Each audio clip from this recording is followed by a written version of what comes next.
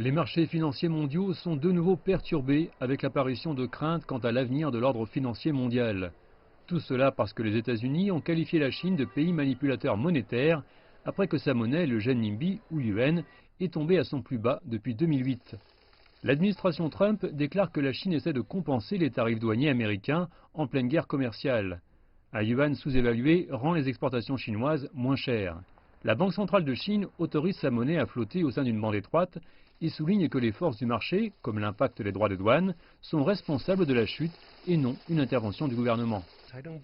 Il est complètement incorrect que le département du Trésor américain qualifie la Chine de manipulateur monétaire.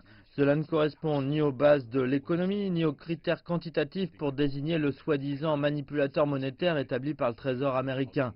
Nous y sommes fermement opposés.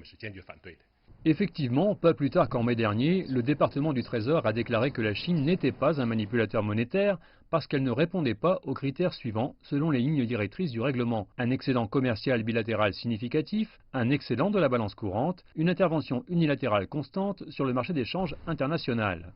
Ce dernier point est à présent au cœur de la querelle monétaire et les États-Unis demandent au Fonds monétaire international ou FMI d'intervenir. Malgré l'escalade de la crise, l'administration Trump prévoit toujours d'accueillir une délégation chinoise pour les pourparlers en septembre, juste au moment où Washington projette d'imposer de nouveaux tarifs douaniers qui taxeraient virtuellement toutes les exportations de la Chine aux États-Unis.